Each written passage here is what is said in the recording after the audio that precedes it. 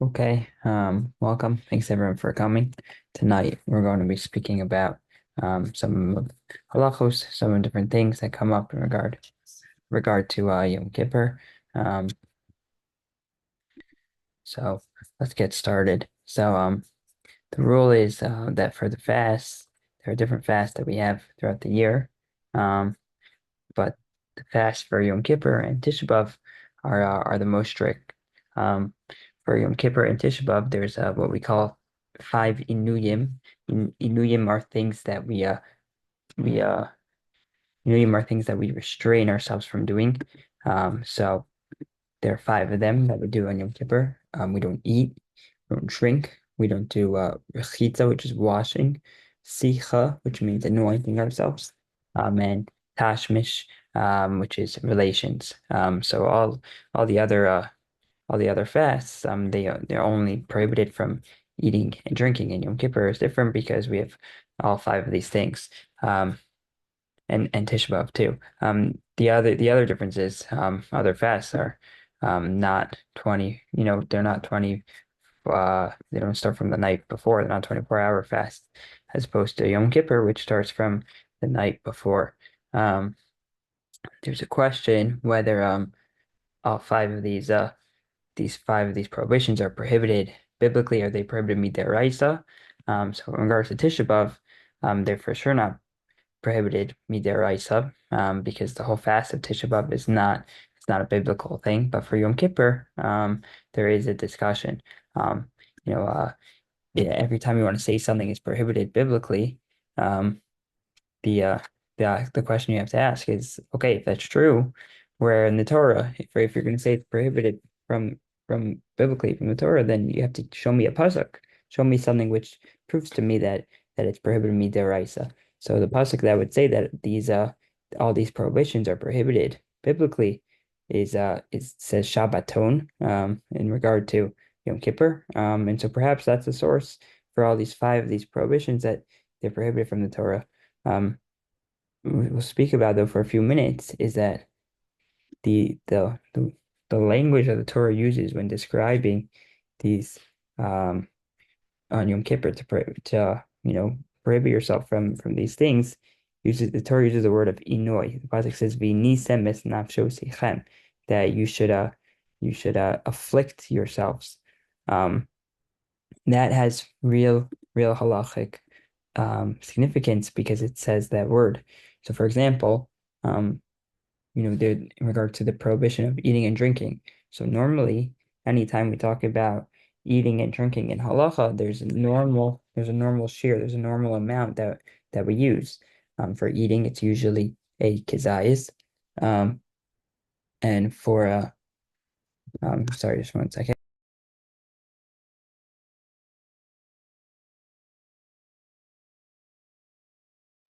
Sorry about that. So for eating, normally we say the shear is so for eating normally we say the shear is a is, but and for drinking the shear is typically a revius, but for Yom Kippur, since we're talking about Inoi, since the Torah uses the word Inoi when describing the prohibition, so the amount that we actually prohibit from doing is a little bit different. For eating, it's not the amount is not a kizayis, it's actually a kosevis agasa, which is a little bit different. It's a little bit less than the shear of an egg. And for drinking, it's not a revius, it's actually a kimolugma, which is one a little bit less than a regular revius. Um, so that's one halacha that comes up, and another thing which comes up is that the this word of Inoi that comes up for Yom Kippur in regard to these prohibitions implies that you should afflict yourself. So it's the Stay Chamed. He's an encyclopedia on halacha. So he said, okay, if that's true, that kind of implies that maybe you should not make the fast easier for yourself. Maybe you should try to make the fast as difficult for yourself as possible. We actually spoke about this and we're doing a Shabbos in yeshiva right now. And so there's a Gemara in Shabbos which talks about you know, cutting up vegetables on Shabbos. So the Gemara says that it's prohibited to cut this certain vegetable on Shabbos. It's called a knivas hayerek, but the Gemara says it's permitted to do it on Yom Kippur. And the Gemara says because of agmas nefesh. So what exactly does that mean? Agmas nefesh would mean like causing pain. So how could something which would be prohibited from doing on Shabbos be permitted on Yom Kippur? So Rashi has a very interesting comment there. He says the reason why it's permitted for you to do it on Yom Kippur to cut up these vegetables is because it's going to give you more inoi. It's going to cause you more affliction. You're going to be sitting there starving on Yom Kippur, super hungry. You're going to be cutting up vegetables. It's going to make you more upset. Um, so that's a little bit of a chiddush in Rashi because that's the Inuyim. Most people don't understand it like that. The Balmor, different explanation there, says it's actually done to minimize your agmas nefesh because you'll be able to you want to be able to have the food as soon as possible after the fast ends. And if you understand like the Stei Chemet suggests that maybe it means you shouldn't do anything to make the fast easier. So that would imply that you wouldn't, they make these pills now, the slow releasing caffeine pills. So maybe that should be prohibited from eating from taking, sorry, before Yom Kippur, because that would make your fast easier. But he says that most poskim say that they disagree. They think it's permitted. It's not really about making the fast any harder for yourself. And the biggest proof to that is that there's actually a mitzvah to eat before Yom Kippur. So, and the reason that that's permitted is because you need to be able to fast. So, therefore, doing anything before Yom Kippur to make it easier to fast would be permitted, and it would be permitted. Most poskim say to take these slow releasing caffeine pills for Yom Kippur. Something done on Yom Kippur itself, though, to make the fast easier, that's a different discussion. This Enoi, this reflection also it comes up in not just eating and drinking. Um, it also comes up in the other things we restrain from on Yom Kippur. So for example, Sicha, which is one of them, which we mentioned, which is anointing oneself. The Shulchan Aruch, he writes, he says that on Yom Kippur, one can anoint themselves even to take away a bad odor, meaning, sometimes sometimes people spray things on themselves, perfumes to make them smell good, and right, that's not just to remove a bad odor. That's making that's like a pleasure, but this is something different. This is about you know, re not re making sure you don't have a bad odor. So the point is that since it's about having an Inouye, having this affliction, the Shulchan Aruch who says, he quotes based on Gemara and Yerushalmi that would be prohibited to put on deodorant on Shabbos, and so Rav Koenigsberg is giving a shir, and he says he thinks therefore it's prohibited to put deodorant on Yom Kippur. Now if you look on the OU, on their website, they write that this is their words. Although some maintain that it is permissible to put on aerosol deodorants on Yom Kippur, one should avoid doing so by applying a good deodorant on Erev Yom Kippur. So that seems to be a little bit of a machlokes, but seems to be that one should avoid doing so. Then they write one cannot apply perfume or cologne on Yom Kippur, even according to poskim who may allow it on Shabbos, and likewise no form of makeup may be applied on Yom Kippur, and that's again all because of this Inoi concept. And also comes up with rechitza, which is washing oneself. First, there's a halacha. The Rama writes that one can't wash out their mouth with water on Yom Kippur. The Mishnah Brewer explains he thinks the reason is because you're afraid that you might swallow the water. If you're gonna wash your mouth out with water, you might come to swallow it. But the Mishnah Brewer says somewhere else that on Tisha B'Av, if a person is in this great pain, and it causes him a lot of pain to not be able to wash out his mouth with water, then it's going to be permitted. So, these Mishnah Brewers seem to be saying different things. One Mishnah Brewer would imply that the only concern is you might come to swallow it, and the other one is saying is that it's that it would be permitted. So according according to this Mishnah Berurah, though, one would think that the concern is that you might swallow it. So if I wash my mouth out with mouthwash, then no one's gonna drink mouthwash. So that's not going to be prohibited on that would seem to be permitted on Yom Kippur. But that's really a machlokas, and there are opinions who disagree. The Taz, the Magen Avraham says no, that's not the reason why you can't wash out your mouth with water. It's not because you might come to swallow it. It's because it's a Inoi. It's about being affliction. And so that would mean, right, you should have this sort of affliction for yourself on Yom Kippur. And so therefore, even to wash out your mouth with mouthwash should be prohibited according to the Taz and the Magen Avraham. So Mishnah Berurah writes this. He says that person Yom Kippur, you should be machmir, you should be strict upon himself not to use mouthwash to wash out your mouth. And indeed, Rav Koenigsberg thought on Yom Kippur that should be the halacha. You should make sure not to wash out your mouth with mouthwash. I have heard, I haven't seen him writing or heard from himself, but I have heard said, quoted in the name of a Schechter, that it is permissible to use Listerine strips. I don't know if he still says that. I never heard him say it, but I have heard people who have said that. Question? Yeah, no, I once asked Rev. Wolpiansky about deodorant. He said you can put it On Yom Kippur. on Yom Kippur. Yeah, Oh, so there you go. I So asked him straight, Rav Volpiansky, face to face. Says deodorant on Yom Kippur, not a problem. And many people are also of the position that it's okay to use stick deodorant, not just spray. On Yom Kippur Well, as well. the issue of Yom Kippur is not the stick versus the spray. It's just the deodorant. But once you're putting on deodorant, then you could use the stick. Right, and so that gets in more into the Hilchos Shabbos discussion about Exactly. the stick versus spray. And then Okay. the issue of the mouthwash is even if some does go down your mouth, it's not food. There's no prohibition to eat things that aren't food. Right. Right. But according to the way the Taz and the Magen Avraham are understanding the issue, it has nothing to do with you coming to maybe eat it. It's about Right, so that's a different issue. I'm just saying. Okay. right.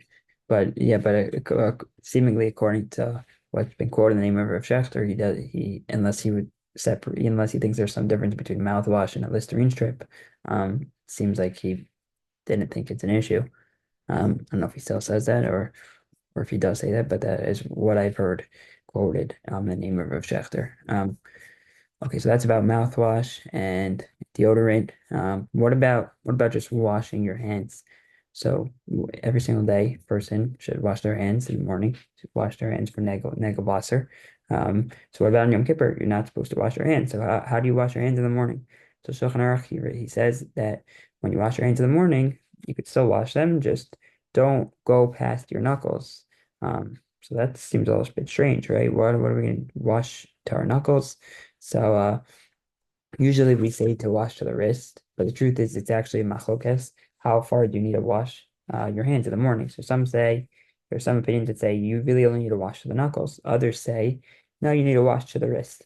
So because on Yom Kippur there's a prohibition on washing ourselves, so we are lenient to follow the opinion to wash to the knuckles because there are really some opinions that say that that's really the correct thing the whole year round, and we're just stringent to wash to the wrist in general.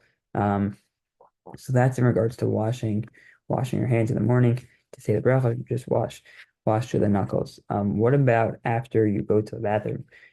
Can you wash your hands? So if you get your hands dirty, then for sure you wash your hands. That's not a question. The question is, what if you didn't get your hands dirty? Some folks can say you should make sure to try to get your hands dirty. Then you get out of this question and you wash your hands. Um, the other the other the other advice is that if you're in shul and you go to the bathroom and then you're going back to davening, then you should wash your hands because anytime you're going back to davening, you're supposed to wash your hands anyway. So you wash your hands to your knuckles there. Someone who's sick and he needs to eat, um, so they say you can wash your hands until the wrists. And then the other thing, which a lot of people don't know, I definitely don't know, but also it was never really happened to me. So I don't know either way. Is that what about Kohanim? Kohanim have to wash their hands to say Birchas Kohanim. So do they wash up to the knuckles or do they wash to the wrist? So the halacha is that they should wash up to the wrist because this is actually a obligation for them that they're supposed to wash their hands similar to the way it was washed in Beis Hamikdash. So they wash to the wrist, not to the knuckles. And the Levim should know that too. This is relevant for the Kohanim and the Levim who wash their hands. The Kohanim so they don't try to pull back their hands, and the Levim so that they know that they can wash to the wrist. But when you wash your hands in the morning, it's different than washing your hands in the morning because washing your hands in the morning, it may be only you're supposed to wash to the knuckles anyways. So don't wash to the wrist. But for the Kohanim, you need to wash to the wrist. So that's why we tell them to wash all the way up to the wrist. Um, so that's in regard to into most of the halachos that we'll discuss, and we'll talk a few minutes about the tefillah and vidoy. So like we mentioned when we were studying the Rambam Hilchos Shuvah, the Rambam described that vidoy is a main idea on Yom Kippur, and we say vidoy 10 times. That's to correspond to the 10 times that the Kohen Gadol he went into the mikvah on Yom Kippur. Um, that the Rama writes that when a person's in their individual Shemona Esrei, they say this vidoy, they say it at the end of their Shemona Esrei. But when we're in the tzibur, when we're all davening together, the repetition, so then it's said in the middle of the Shemona Esrei. You know, so yeah, so the question is, what's the difference? Why for the individual do they say it at the end, and the tzibur we say it in the middle. So Rav Tzvi Pesach Frank is Mikrai Kodesh. He quotes from two answers, interesting answers. Um, Number one is that when the Shliach Tzibur is down and we're davening all together, he's already saying all these like different piyutim, these different um poems, that were written, which are supposed to inspire us. So those are all, since it's already saying it like that, so you might as well add Vidoy in the middle. Just as a side note, this I think I want to share because give us a lot of chizuk and I think help a lot of our davenings. Rabbi Leibowitz quoted today in the name of Rav Shechter. He said Rav Shechter said that these piyutim they're written in very hard Hebrew. So he says they're too hard. He says I look at the English. So Rav Shechter said. So you know, if you're having a hard time with some of these piyutim, some of these davenings that were said and that we say in the middle of Yom Kippur, don't be afraid to read the English and try to understand it and read slowly. Always better to understand a little bit, and for a little bit to be meaningful than to try to rush through and say the whole thing. So if Shachter said he reads English, then I think we could also try to read the English too, so that it can inspire us. So again, so that was one answer, is that since the Sheikh was already saying all these piyutim, so we should say the vidoy anyways. And then Rav Gon has a different answer. He says that when he says that the individual, so he still says vidoy, it's at the end, but he's still really part of the Shemona Esrei. But if the Sheikh Tibur would say it at the end, then the davening would really be over. Because he doesn't say this end prayer at the end, Elokai Nitzor, so it wouldn't make sense. Okay. Then there's a question about Vidoy, which is a very important question, which is, do you need to specify the Averos that you did during the year? Because we have this Vidoy where you say Hashamnu, Baganu, Gazalnu. So do we need to specify? Do we need to specify or do we not need to specify? So the Rambam, we saw this together in Hilchos Shuvah, the end of the second parak, he says, yes, you need to specify your averos. If you do not specify your averos, you have not done a proper vidoy. That's the opinion of the Rambam. But there are many Rishonim, the Ritva, the Rush, And others who say, no, you do not need to specify your Averos, and you still could have a proper video. So Shulchan Aruch, he paskins, not like the Rambam, he paskins like most of these others Rishonim, that it's not obligated. Um, but he says, but when you're doing vidui, you're doing it as an individual, it's appropriate. Why not? You should do it. Um, the Ramah, he writes that when we do this Aleph Eitz, right? That's Sham News also. So he says that's done through it's done through the Aleph base. So he says that's not called specifying your sins, right? If you want to be machmir, like the Shulchan Aruch says, then it's a good idea to specify your things. So just saying these Sham News Beganus, that's not called specifying because you're just reading the text. Um, fact. So the Chayonim, he wrote up a more lengthy vidui, um, which he thought would be more appropriate. But even then, if you're reading the someone else's things, that's not really personal to you. So I think it's probably always worth it. And I try to do this too. That just spend a few minutes and think about a few specific sins that you did, and that way you can do a proper vidui and fulfill the opinion of the Rambam that to do a proper vidui you actually need to think about and mention specific sins that you did, and not just follow the words, the text that's written in your machzor. Vidoi should be standing up. The Mishnah Berurah explains because there's more humility when you're standing up. And Magen Avraham says, in fact, you shouldn't just stand up; you should also bend over a little bit too, because that's actually more humble way of saying it. But it's important to not lean on things because if you're leaning that's not really standing. But poskim say that, let's say it's an older person and you can't really stand, and you can't really lean, you can't really bend over too much, without holding on to something. So then maybe okay for an older person to lean. The Ramah writes that the most important part of the video is to say aval anachnu v'avoseinu chazanu, which means we, but we and our fathers, we have sinned. Um, so, it would make sense that since the Ramah holds that that's the main part of Vidoi, so, we should probably lean over for that as well. There's two more discussions, and then that will be it. Um, there's a there's a I didn't really even discover this till a couple of years ago, but there's a beautiful, beautiful tefillah that many people have the minhag to say before Yom Kippur. It's called Tefillah. So the Gemara in Yuma, where it discusses Yom Kippur, the Gemara says that the mitzvah of vidui is to do erev Yom Kippur as it gets dark. The Chachamim say you should really do vidui beforehand. You should really do vidui um, at mincha. So the Gemara says that there's this concern that something might happen at the Suda, at your meal. So that's why you should do vidui at mincha on Erev Yom Kippur, before Yom Kippur starts to do vidui. So the most famous opinion is the opinion of the Rambam, that why do we do that? Rambam says you're worried that maybe someone might chas v'shalom, they might choke, and they're not going to be able to do a vidui for Yom Kippur. So you should do a vidui at mincha, which is indeed what we do. Rashi has a different approach. He says, if a person maybe they're going to have their meal and they're going to drink too much, and then they're not going to be able to do vidui, admitting their sins, they're not going to do it properly.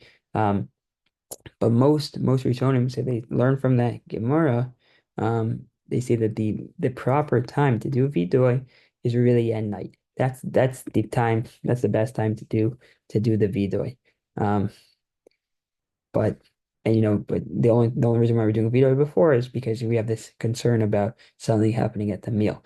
But the Mishnah Berurah, he quotes the opinion of the Ramban, and the Ramban understands that the best time to do the vidui is as it's getting dark, meaning as we're entering Yom Kippur. So the reason being because we want to enter Yom Kippur doing teshuvah. So so according to the Ramban, even if you do vidui at mincha, you should do a vidui again as Yom Kippur is starting. So therefore, this minhag developed to say this tefillah called tefillah zaka, um, in order to be concerned and try to follow the opinion of the Ramban. Um, and a part of the tefillah of Zaka is this vidoy in many sense. So um, so a lot of people say sitting down, but maybe according to the Ramban, right? Since we're saying because of vidoy, there's one should say it's standing up. So Rav Sternbach writes that a lot of times, things get a little hectic on Erev Yom Kippur. I'm sure we're all aware stuff that could happen.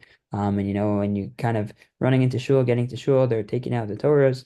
You're not going to really, a lot of times, okay, it's obviously better. You should try to arrange it that you have time to get to shul early on Yom Kippur, and you could say this tefillah to fulfill the opinion of the Ramban, but let's say you can't. So is there something you could do? So if Sternbach says, yeah, you can still fulfill the opinion of the Ramban to try to do vidoy. It's a beautiful concept. Entering Yom Kippur, doing tshuva. So just say the main words of vidoy. Ana Hashem, chatati, I sinned, abisi, pashati. You say that as Yom Kippur starting, get to shul, and then you fulfill the opinion of the Ramban. You're doing tshuva as you're doing vidoy as Yom Kippur begins. But perhaps there's also another reason for this tefillah, um, and that's because of Tosefes Yom Kippur. So there's a concept that we're probably familiar with. If you're not familiar, now you will be called Tosefes Shabbos to add on to Shabbos. It's the concept of starting Shabbos early. So that's it's actually a machlokes. Does Tosefes Shabbos actually apply? Does it exist? Is it midiraisa? Is it midirabanan? Is it anything?